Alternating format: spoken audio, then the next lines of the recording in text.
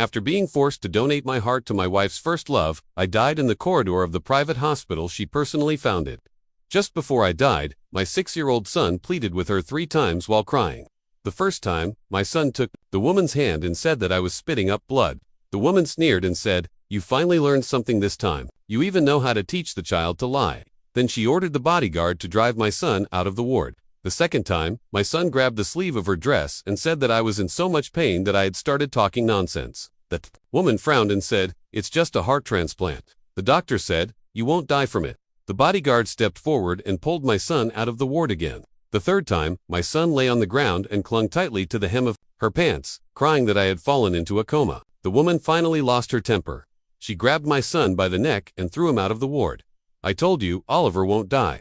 If you come here again to disturb William's rest, I'll definitely throw both of you out of the hospital." In order to save me, my son pawned his most precious longevity lock to the nurse. "Auntie, I don't want to live a long life anymore. I just want my dad to be alive." The nurse took the longevity lock and was about to transfer me to the last available ward. However, my wife's first love, William, had someone block the door of the ward with his pet dog and said, "Sorry, little kid, your mom is worried that I'll be bored without my dog. So, this ward is for my dog now." To make room for William's dog in the last ward, my hospital bed was moved to the corridor. When the ward door closed, my son was still holding the safety lock that he had just taken off. He clenched his already slightly bruised fist and pounded on the door one by one. "Uncle, can you give the ward back to my dad? Uncle, James is begging you. Please open the door." My son's young voice echoed throughout the corridor, but it couldn't move William, who was playing with the dog inside the ward. The louder my son cried, the more interested William became in playing with the dog. "Good dog, let's ignore the dirty thing." My son's voice gradually became hoarse. The child who used to cry and ask me to hug him, even when he scraped a little bit of skin, now just grabbed the hem of his clothes and casually wiped the blood seeping from his fist. With tears in his eyes, he said hatefully, "You're a bad guy. I traded my longevity lock for this ward. What right do you have to use it to keep a dog? You're a big bad guy."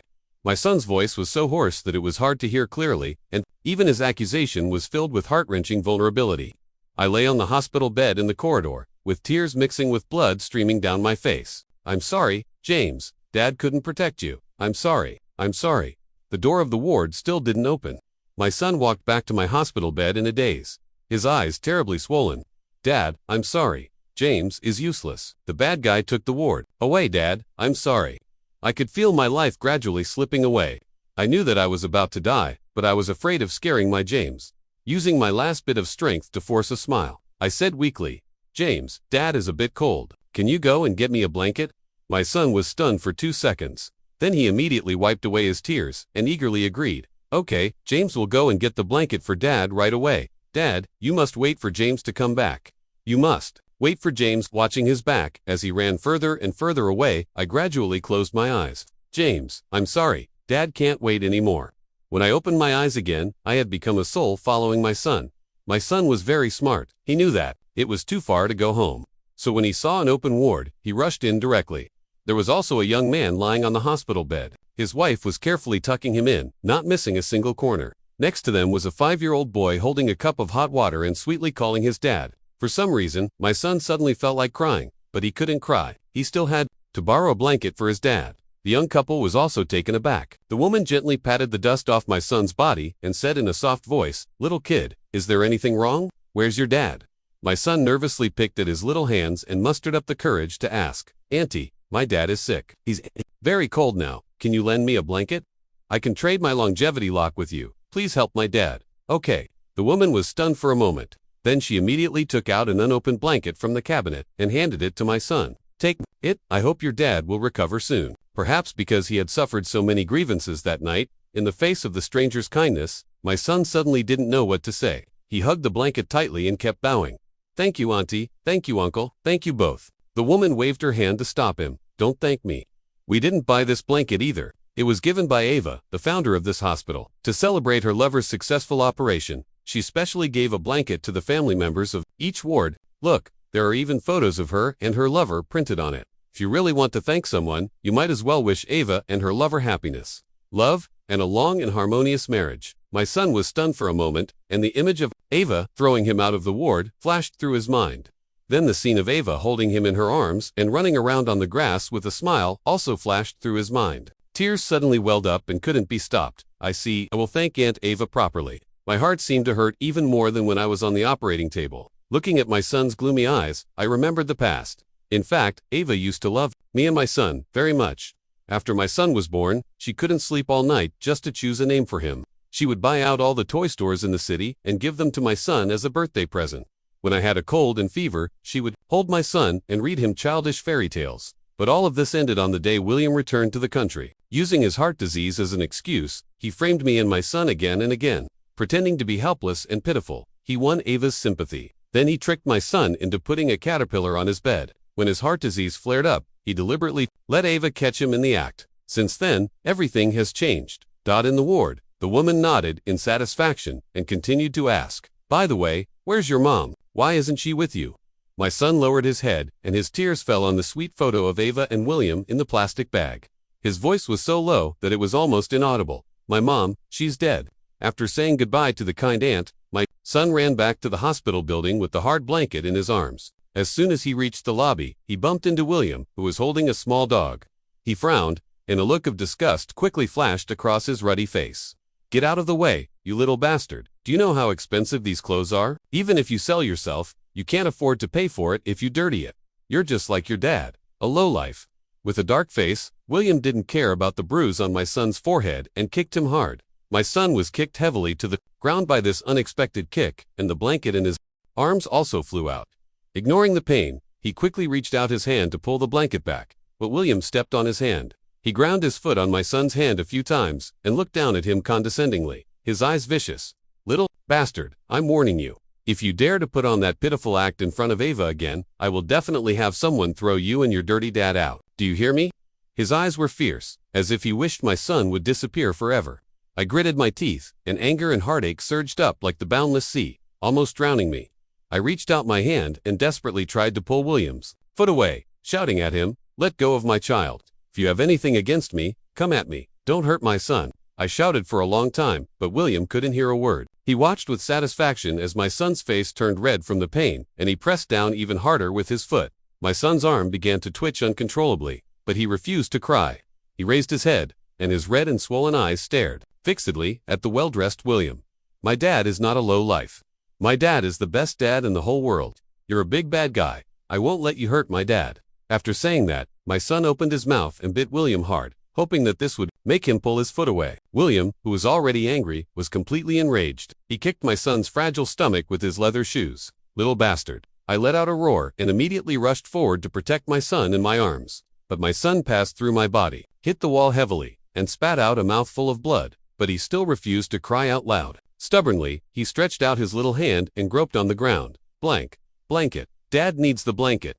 William was still not satisfied. He put down the pet dog in his arms, walked up to my son, and slapped him with his raised hand. "William," Ava's voice, filled with disbelief, suddenly came, astonishing everyone present. My son's dim eyes suddenly lit up, and he opened his cracked mouth and called out softly, "Mom." Ava was about to come over, but William, who had turned around, reached out to stop her. "Ava, I've been looking for you." William signaled the bodyguard to block my son's body and then smiled as he hugged Ava into his arms. Ava sensed something was wrong and frowned. "William, is that James on the ground? Did you hit him?" William's eyes flickered and his eyes immediately turned red. "Ava, I'm sorry. You weren't here just now. I don't know who instigated James, but he came to the ward and cursed at me for a long time. I didn't want to argue with him at first, but just now I don't know why he deliberately bumped into me. You know, I've just had the operation." The doctor said. Ava's face gradually turned ugly, and the doubt in her eyes gradually turned into anger. "Oliver really is getting worse at teaching children. You've always been in a weak state. If you're bumped into by him again and leave any marks, I will definitely not let them off." I stood in front of Ava, desperately trying to explain. "No, James didn't. James is very good. It's William who is lying to you." My son seemed to hear her words too. Enduring the pain, he called out, "Mom." As soon as he spoke, his mouth was covered by the bodyguard. Ava heard the sound and stopped in her tracks, wanting to turn around. "Is James calling me?" William's expression twisted for a moment. Then he pretended to be strong and let go of Ava's arm. "Then you go and stay with James. I'm fine. Even though it was him who caused my heart attack and I almost never saw you again. The child is still young and I forgive him." His words made the hesitation in Ava's eyes immediately turn into determination. Ava sneered, dropped William, and strode away. Since his father can't discipline the child, then William, you help me discipline him properly. Jade won't become a useful object without being carved. If he's not taught a good lesson, he'll surely be spoiled by Oliver sooner or later. I'll wait for you upstairs." Watching her leave, my son struggled even more fiercely.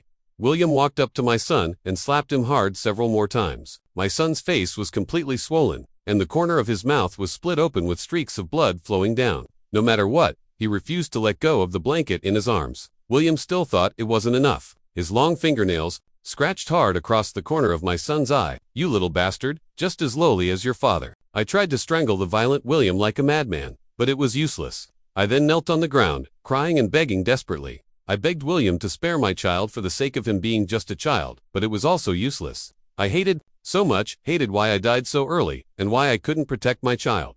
This violence continued until William's dog barked. "Baby, were you scared?" William stroked the smooth fur of the little dog and asked softly. Then, as if he was finally tired, he told the bodyguard to let my son go. He raised his foot and stepped heavily on my son's bruised face, wearing an expression of pity. "You see, your mother doesn't want you anymore. What a pity." The elevator door slowly closed. Only my son's small body, curled up into a ball on the cold tiles, was left. I knelt beside him, knowing it was futile. I still tried to pick him up again and again. It was no use. It was all useless. The hospital door had been closed long ago. Without Ava's order, no one dared to save my child. The blood at the corner of my son's mouth had already solidified. He moved his eyelids but couldn't open his eyes. No matter what, only the blanket in his arms, still wrapped in a thin plastic bag, made a slight sound. The longevity lock around his neck had no idea where it had fallen. Only a thin mark showed that my son had once been a precious one, protected in someone's palm. I don't know how long I knelt there or how long I cried. I only knew that my heart seemed to be so painful that it had gone numb, and my tears had completely dried up. Just when I thought everything was coming to an end, Ava came down. The 12 centimeters high heels made a crisp sound on the floor. Ava walked to the center of the hall and looked at my son's motionless back, her eyes dark and unreadable. "Haven't you pretended enough? Is this how Oliver taught you to gain sympathy? Do you think that as long as you act pitiful, I'll soften my heart?" "Dream on." Ava's cold voice kept ringing out, and each sentence was like a sharp blade stabbing at my heart repeatedly. I really wanted to ask her, "Are you human? On what grounds do you maliciously suspect my child? He's so good, so sensible." So tears fell in a stream and landed on my son's face. I don't know if it was my illusion, but my son's eyelashes suddenly twitched. Ava over there was still saying harsh words. After finding that my son didn't respond, the woman finally felt a little uneasy. She raised her foot and walked step by step towards my son. "James, why aren't you talking? I've seen through you. Stop pretending." Ava's tone became more and more serious, and the speed of her walking became faster and faster until she was almost in front of my son. My son's hand moved. Ava stopped in her tracks. The panic on her face was immediately replaced by anger at being deceived again. She took out her phone, took a few photos of my son's back, and sent them to my phone. "Oliver, you've grown some abilities. You can't pretend enough yourself, and you even teach the child to lie. Fine, since you like to make the child pretend, then I'll see who will feel sorry in the end." After sending the message, Ava turned around. After hesitating for a while, she finally left without looking back. When the hall became quiet again, my son opened his eyes with difficulty and coughed. Several times, each cough came with blood. It was only when the bright red blood dripped onto the plastic bag in his arms that he suddenly woke up. He got up and carefully held the blanket to his chest and smiled with his bruised mouth. Then my son stumbled back to the corridor where my hospital bed was, with the blanket in his hand, touching my cold body. My son was stunned for a moment. Then, with his last bit of strength, he spread out the blanket and covered me with it. "Dad, be good. You won't be cold when you cover the blanket." After saying that, he passed out. The next day, an intern doctor passed by, and a scream echoed throughout the hospital. "Come quickly. There's a patient who has passed away here." Hearing the sound, Ava pushed through the crowd that had gathered together in dissatisfaction. "What are you all squeezing here for? If you disturb William's recovery, each of you." The woman's words stopped. She saw the man lying on the hospital bed and my son, who was lying on the man with a faint breath. Her face turned pale instantly. "Oliver." Ava murmured my name and then immediately pushed through the crowd and rushed to my hospital bed, looking at my pale stiff body that had no sign of life anymore. Ava's heart suddenly clenched. She tremblingly reached out her hand to test if I still had a breath, but the hand she extended accidentally touched my son's bruised face. Almost instinctively, she hugged my son into her arms. The woman's eyes were scarlet, and she shouted at the onlookers, "Doctor, where is the doctor?" The crowd began to stir. Soon, several doctors and nurses stepped forward and led Ava towards the ward. The unconscious son was carefully placed on the hospital bed. By the woman, I, who was floating in the air, finally felt relieved at this moment. Looking at the panic on Ava's face that couldn't be stopped, I really thought it was ridiculous. Wasn't all of this caused by her? Obviously, last night, she had the opportunity to save my son. My heart was blocked with pain. I bent down and gently kissed my son's forehead, and tears fell on his face. My son seemed to feel my tears, too, and made a slight sound from his mouth. Dad, not cold. Hearing these words, Ava seemed to be struck on the head. She staggered a few steps before barely regaining her composure. She grabbed the collar of the doctor beside her and angrily questioned, "Aren't you doctors? Aren't you supposed to save lives and heal the wounded? How can such a big hospital just watch a patient die? Do you deserve to be doctors?" The doctor's face turned pale immediately. He opened his mouth and explained in fear, "Ava, yesterday you said not to let us treat Mr. Oliver. You said Mr. William needed the doctor more, so you called us all away." Ava was stunned. She remembered because she refused to donate her heart to William. In a fit of anger, she sent bodyguards to drag me to the hospital forcefully. Before entering the operating room, I was tightly tied to the hospital bed with a restraint belt and shouted in fear, "Ava, on what grounds do you decide the right to use my organs? This is illegal. William is not sick at all. You've been deceived by him." She thought I was making excuses, so she immediately informed the hospital director on the spot. "After the operation, without my permission, none of you are allowed to visit him. I want to see. It's just a heart transplant. Can he really die from it?" Ava closed her eyes. In pain, she looked at the dried blood at the corner of her son's mouth. The image of me lying on the hospital bed, bitterly cold, flashed before her eyes again. Panic and regret filled her entire being.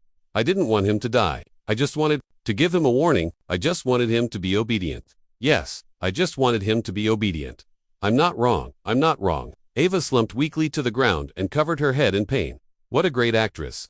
Standing beside her, that was the only thought in my mind. Why do women always tacitly allow everything to happen and then, when faced with an unwanted outcome, say, "This isn't my fault"?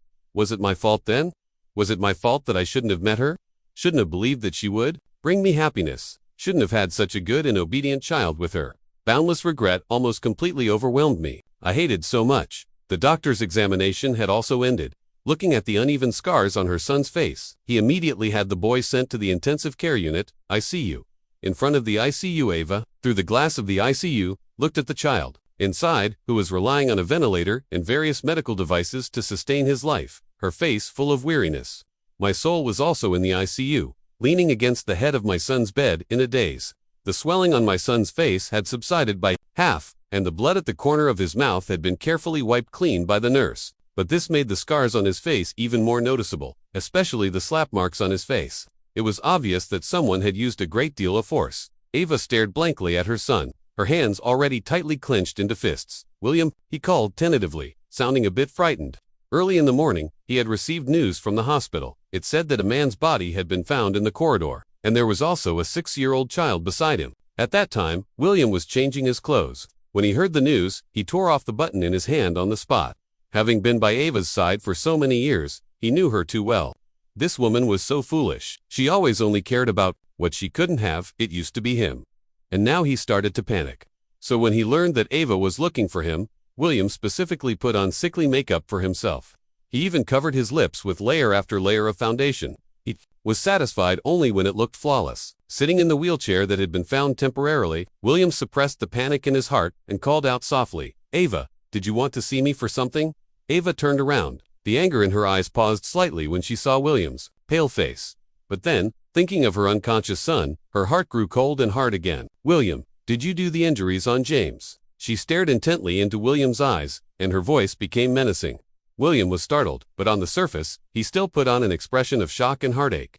After seeing his son in the eyes, he immediately covered his mouth, and his eyes were red. "James, how did he become like this?" He reached out and grabbed the hem of Ava's clothes, looking incredulous. "James is so pitiful. Who on earth is so heartless to lay such a cruel hand on a 6-year-old child? Ava, you must find this murderer and not let him get away with it." Ava looked directly into William's eyes, suspiciously asking, "Do you really think so?" William nodded and said firmly, "Of course, although James was before, but no matter what, he's just a child, after all. Seeing him like this, I really feel sorry for him. Ava, don't you trust me?" Looking at William's indignant expression, the doubt in Ava's heart gradually dissipated. She averted her gaze and turned to focus on her son, who was still in a coma, her eyes full of tenderness and pity. "I trust you, But with James in this state, I can't help but ask a few more questions. William, are all the bodyguards who were with you yesterday here? I want to ask them about what happened last night. William lowered his eyes and curled the corner of his mouth where Ava couldn't see. Even before coming here, he had told the bodyguards not to let anything slip. Ava wouldn't be able to find out anything. Thinking of the fleeting look of emotion on Ava's face when she heard that little bastard call her mom last night, William was filled with hatred. He thought that he shouldn't have been soft-hearted. He should have beaten that little bastard to death last night. Then Ava's eyes would only have him in them. After listening to their conversation, I was almost consumed by anger. I knew that Ava wasn't very smart. Such simple words could deceive her. What a so-called business elite. Just as I was cursing, Ava suddenly received a phone call. After telling William to go back to the ward early, she left on her own. After she left, William stood up from the wheelchair and stared at her son's sleeping face through the glass window. A bold plan gradually emerged in his mind. Since your son is as disobedient as you and insists on getting in my way, then I have to consider my own interests and kill him. My heart jumped violently. I floated in front of the door of the ICU, my body trembling continuously. What was he going to do? Was he going to hurt my James again? No, that's not allowed. My child can't be hurt anymore. Absolutely not. Looking at the faint smile on William's face, I wished I could tear him apart. William couldn't see me. He casually made up an excuse to send the nurse in the ICU away. Then he quietly pushed open the door. Passing through my illusory body, William slowly walked into the ICU. Coming to the bedside of his son, William curled the corner of his mouth. His cold fingers ran across his son's forehead, eyes, and mouth, one by one. Finally, they stopped. At his son's vulnerable neck, "Tell me if Oliver knew how miserable you are now, would he hate me?" William laughed, his eyes shining with a malicious light. "It's a pity that your father's body was too weak. I just had someone dig out his heart and put it back, and he couldn't take it. He really is a short-lived wretch." I was shocked, and a biting chill quickly spread throughout my body. What did he mean? Wasn't my heart donated to William? Could it be? I stared at the smiling man in front of me in shock, and the hatred in my heart almost filled the entire ward. William was completely unaware of the darkness behind him. He took a brand new pillow from the adjacent hospital bed and placed it over his son's face. "Little bastard, don't blame me. Blame it on the fact that you were born at the wrong time and into the wrong family. What are you doing?" Ava's angry roar woke up William, who hadn't had time to hide what he was doing. He scrambled to his feet in a panic, trying to act weak and vulnerable as he used to in order to gain Ava's favoritism. But this time, looking at William's pitiful expression, Ava felt sick to her stomach. She reached out and grabbed William's neck, forcing him to raise his head. Her eyes were fierce. "Do you think I'm a fool? This is the ICU, with 24-hour monitoring. William, you still want to deceive me?" With that, Ava threw William hard to the side. The security guards also rushed over and surrounded the ICU tightly. "Ava, we've collected all the surveillance footage from the hospital from yesterday to today that you asked for. Do you want to watch it now?" William's pupils shrank, and he immediately got up from the ground and tried to snatch the computer. "No, you can't watch it." Ava grabbed William's hair and dragged him back to her side. "Watch it. Play it now." The security guard swallowed hard and clicked on the computer. There were a lot of videos, but the key parts were just a few clips. One clip was of William yesterday holding his pet dog and forcefully seizing the ward that his son had fought for. Another clip was of the scene in the hospital lobby yesterday where William had violently attacked his son.